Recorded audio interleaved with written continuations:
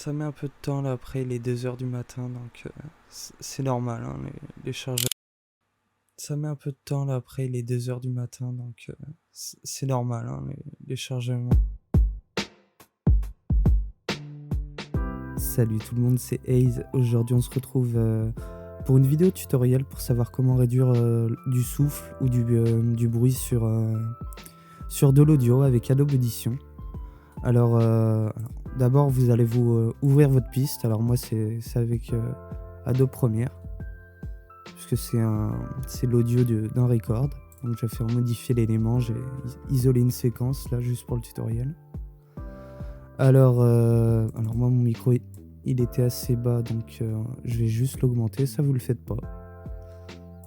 C'est juste pour qu'on ait bien l'audio. Ça met un peu de temps là après les 2 heures du matin, donc c'est normal. Vous voyez, il y a beaucoup de souffle. Je vais même rajouter, hop, pour qu'on ait bien le souffle. Ensuite, vous allez vous rendre dans Effets, en sélectionnant votre piste. Vous allez vous rendre dans Réduction, Restauration du bruit et dans Denoise. Et là, vous pouvez choisir un peu réduction de bruit intense ou légère. C'est hyper simple le tutoriel. Alors par exemple, ça met un peu de temps là après les 2 heures du matin. Donc on peut vite voir la différence. C'est normal, hein, les chargements. Déjà là, c'est en léger. Donc vous n'avez qu'à en profiter pour aller chercher un truc à boire ou à manger. Alors je sais pas si vous vous rendez bien compte. Ça met un peu de temps là après les 2 heures du matin, donc c'est normal, hein, les chargements. C'est assez énervé comme bruit de fond. Donc c'est tout simple. Donc moi je vais prendre on va rester sur intense, mais non, je vais le mettre à 50 moi. Je vais l'appliquer. Ça met un peu de temps là après. Voilà. Et on va faire une autre manipulation si votre micro n'est pas forcément hyper bon. Je trouve que ça rajoute un peu de basse, ça fait une voix plus cinéma avec un meilleur micro. Alors là, vous allez vous rendre dans préconfiguration et exhausteur vocal. Moi, je l'avais un peu modifié par rapport à mon micro, mais c'est quasiment la même chose.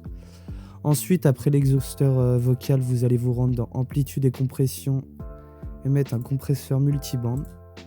Et là, vous allez accentuer les graves. Ou vous pouvez copier mes paramètres. C'est légèrement modifié par rapport à accentuer les graves, mais c'est la même chose. C'est à peu près pareil. Et hop, ça donne ça. Ça met un peu de temps là après les 2 heures du matin, donc c'est normal, hein. Et sans... pardon. Ça met un peu de temps là après les 2 heures du matin, donc c'est normal, hein, les chargements. Voilà, donc ça donne à peu près ça. Donc c'était un tuto assez court, je sais pas si j'ai été assez clair sur les trucs, sinon dites-moi dans les commentaires. Alors je referai peut-être d'autres tutos sur Adobe Audition, peut-être Premiere. Je verrai ça pour des petits effets, des petits trucs de voix. Donc ce sera tout pour cette vidéo. Donc si elle vous a... Ah, pardon, j'arrive même plus à parler, vous voyez. Si elle vous a plu, laissez un like, laissez un commentaire, abonnez-vous, ça me ferait vraiment plaisir. Et à la prochaine.